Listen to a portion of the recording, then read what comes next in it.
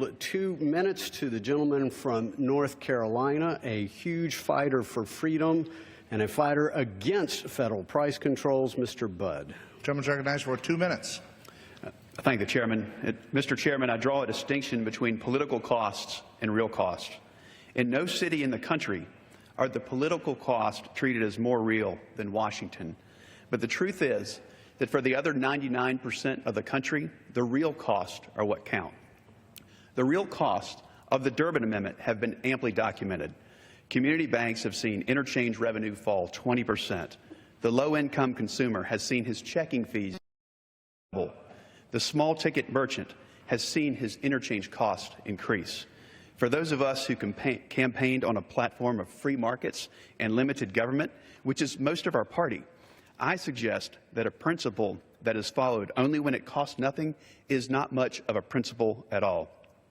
The principle that government shouldn't be setting prices ended up having a political price of its own.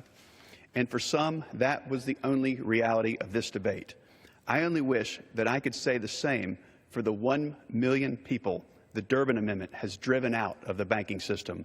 With that, I yield to the gentleman from Missouri, Mr. Luetkemeyer.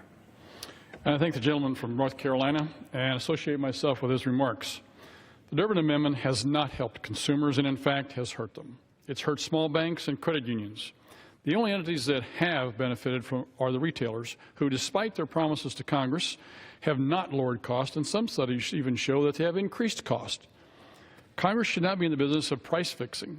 Price controls will never work and will always have a negative consequences. I'm committed to returning to free market principles that deliver real results for consumers. And with that, I yield back to the gentleman. With that, I yield to the chairman of the full committee. Well, I'd like to thank both gentlemen for their steadfast leadership on this issue. Basic economics tells us that when government fixes market prices, consumer welfare suffers.